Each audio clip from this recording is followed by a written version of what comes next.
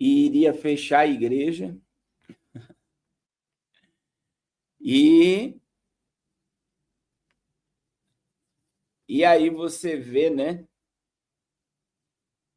que agora o PT está criando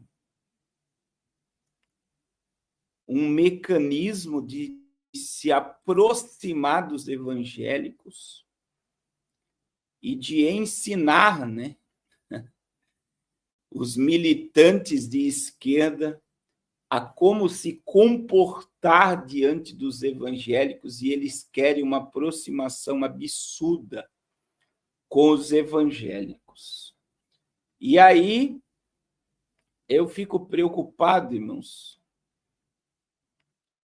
Eu fico preocupado porque muita gente não está enxergando a dimensão de tudo isso, né? Porque na última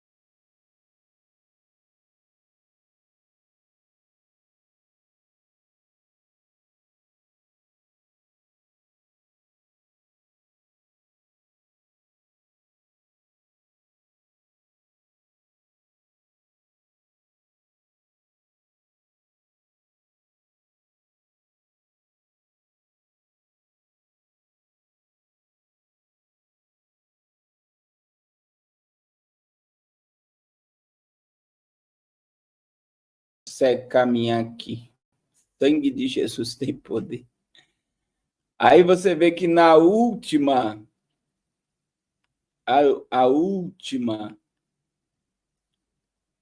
trabalho que nós tivemos aí na Avenida Paulista,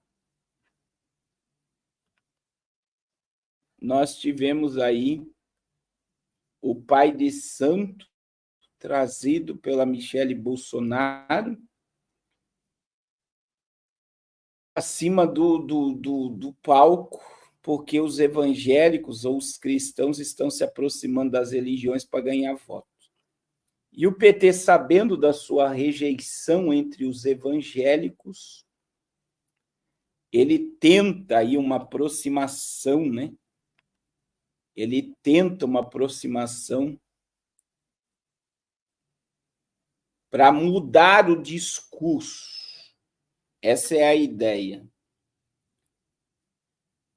Mudar o discurso para não atacar diretamente os evangélicos como fundamentalista.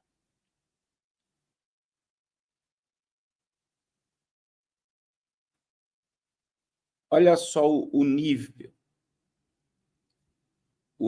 que nós chegamos. Então tá aí, ó. Fundação Perseu Abramo do PT orienta a não falar o nome de Deus em vão, nem criticar evangélicos devido os cometidos por parcelas deles, ou algo cometido por parcela deles. E aí tem um vídeo circulando na internet, eu vou mostrar no meu celular o áudio desse vídeo, que é o Caio Popola, né? Falando sobre essa aproximação que não tem nada a ver, né? Olha só. Vamos ver como que há de ódio diante de um mundo de violência. Então, portanto, acho correta essa visão do Partido dos Historiadores. Se nós temos dificuldade um está defendendo. de Deus, vamos aprender a dialogar com eles. Vamos construir essa ponte. Um está defendendo. Acho uma excelente iniciativa. Coppola, esse curso, na sua avaliação... Olha o que o Coppola fala. A interlocução com os evangélicos e até reverter a queda de popularidade do governo com essa parcela do eleitorado? Meu Deus, Basília, será que o PT encontrou Jesus? Não, o PT encontrou um obstáculo para tomar Olha só. A fé cristã. Segundo a pesquisa Datafolha, de fevereiro desse ano, 3 em cada 10 evangélicos consideram o governo regular. E 5 em cada 10 evangélicos avaliam que Lula e seus apaniguados têm feito um trabalho ruim ou péssimo. Então, se o PT é temente a Deus, eu não faço a menor ideia, mas eu tenho certeza que o Partido dos Trabalhadores está com o coração quebrantado diante de tamanha rejeição pelo povo do Senhor. Mas será que é possível que um homem una aquilo que Deus já separou? Vamos ver.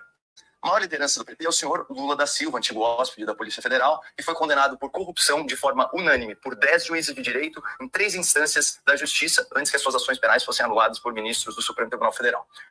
À época, durante o curso do processo, das investigações, a percepção das pessoas em relação à conduta do senhor Lula foi verbalizada, isso lá em 2006, pelo senhor Geraldo Alckmin, atual vice-presidente. Ele disse: eu acho que o Lula é o PT. O Lula é o retrato do PT, partido envolvido em corrupção, sem compromisso com as questões de natureza ética, sem limites. Fecha aspas. Naquele tempo, Alckmin acusava o PT de saquear o país, como de fato ocorreu, e denunciava o Lula na sua intenção de, aspas, voltar à cena do crime. Então, vamos ver como que a Bíblia caracteriza o culpado que é libertado e o inocente que é perseguido. Provérbios 17:15. Há 2 injustiças que o Senhor abomina: que o inocente seja condenado e que o culpado seja colocado em plena liberdade, como se justo fosse, especialmente se a sua culpa vier do pecado da corrupção. Jeremias 22:13. Ai daquele que constrói seu palácio por meios corruptos. Deuteronômio 16:19. Não aceite suborno. O suborno cega a pé o mais sábio. Judas, traidor, corrupto, quando tenta tirar do outro aquilo que não lhe pertence, sugerindo que fosse doado aos pobres, é descrito dessa maneira no Evangelho de João. Judas disse isso não pelo cuidado que tivesse com os pobres, mas porque era um ladrão e, tendo a bolsa com dinheiro de todos, tirava o que nela se lançava. Portanto, senhores, a Bíblia condena a corrupção a ponto de equiparar o ladrão com o assassino. Jó 24:14. De manhã o assassino se levanta e mata os pobres, mata os necessitados, e de noite age como ladrão. É assim que as escrituras descrevem quem rouba dos idosos, quem engana os vulneráveis, quem tira dos humildes. E aí eu lhes pergunto, quem é que faz isso no Brasil? Aliás, quais são os estados mais miseráveis do país e quem os governa? O Coppola pregou mais que muito pastor na CNN, debatendo essa ideia do PT criar uma aproximação com evangélicos por causa da sua rejeição. Irmãos, o governo está em crise. O governo está em crise. A crise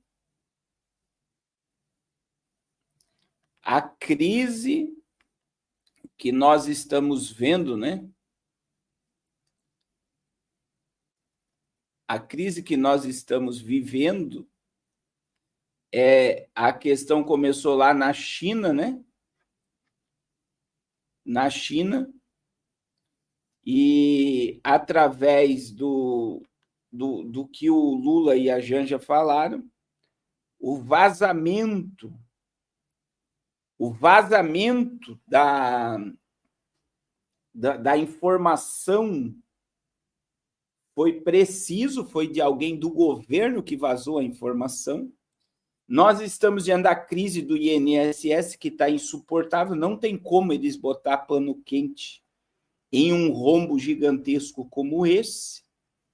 E aí você vê que do nada surge uma cortina de fumaça, uma crise, uma gripe aviária, porque eles querem tirar a atenção do povo para que ninguém perceba o rombo do INSS. Então, a gente chama aqui no canal isso de boi de piranha, né?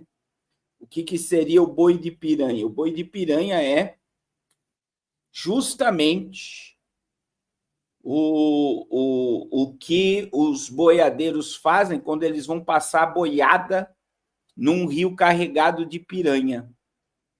Eles pegam e sangram um boi e colocam longe do rio, todas as piranhas vão lá devorar aquele boi, E enquanto as piranhas estão devorando aquele boi, a boiada está passando pelo rio.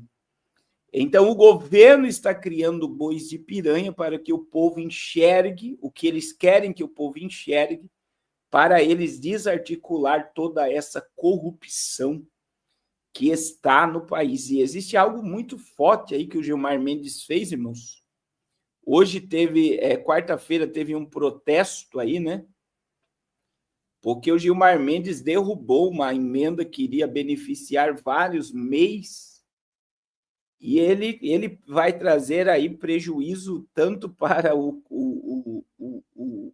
a pessoa jurídica, como para alguns dizem que chega a ser um abalo nacional. Ó.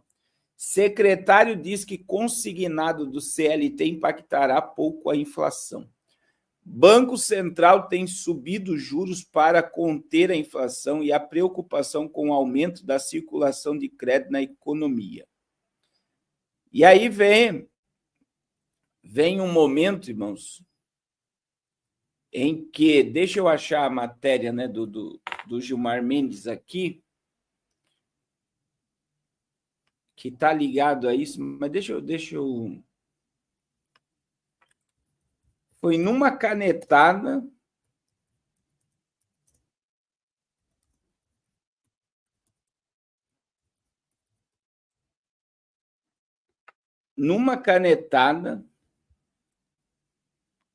ele suspendeu no dia 14/4, né, os processos de pejotização, que são empresários, isso está acontecendo muito na construção civil, e também em vários comércios, que o empresário, em vez de registrar a carteira, ele contrata o MEI.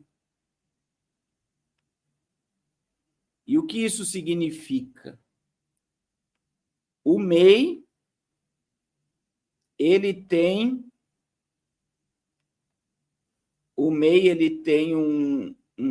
em vez da pessoa estar contratando um funcionário com carteira assinada, férias, décimos e toda essa questão, o empregador ele contrata um MEI. Só que, veja, ele está contratando uma pessoa jurídica e não uma pessoa física. Então, existem as leis da pessoa física e existem as leis da pessoa jurídica. E muitas das vezes o contratado como MEI é tratado como empregado e não como empresário. Então, existia vários processos de várias pessoas que são CNPJ, contratados e tratados como funcionários, que entraram com processos contra as empresas que os contrataram. O que o Gilmar Mendes fez? Foi lá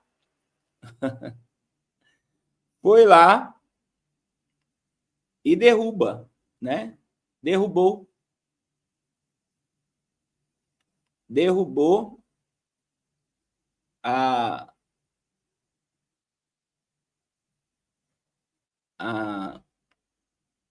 olha aí, ministro deseja estabelecer um entendimento para aplicar casos semelhantes, após afirmar que há muitos processos no Supremo Tribunal.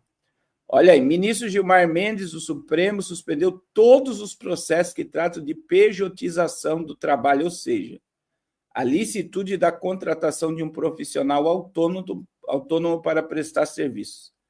A admissão de contratos desse tipo ocorre comumente com profissionais de entregas e corretores de imóveis, por exemplo.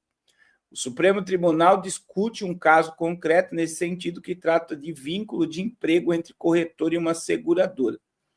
Gilmar é relator desse julgamento. O ministro afirmou que há um grande número de reclamações trabalhistas semelhantes e propôs alinhar o entendimento do Supremo para aplicar em casos semelhantes. O descumprimento sistemático da orientação do Supremo Tribunal Federal pela Justiça do Trabalho tem contribuído para um cenário de grande insegurança jurídica, resultando na manipulação de demandas que chegam ao Supremo, transformando na prática em instância revisora de decisões trabalhistas, declarou os processos semelhantes dessa forma estão suspensos até o Supremo fixar um entendimento que deverá ser seguido pelos demais tribunais do país. Assim, a Corte passará a tratar a situação com repercussão geral.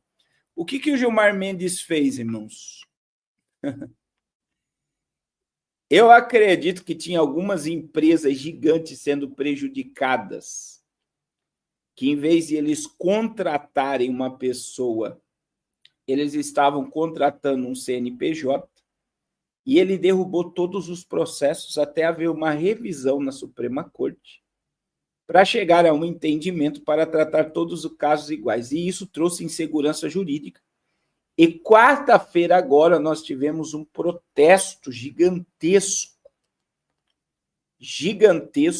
de juízes e advogados trabalhistas, porque eles estão diante de uma insegurança jurídica do que pode e o que não pode fazer diante desse caso.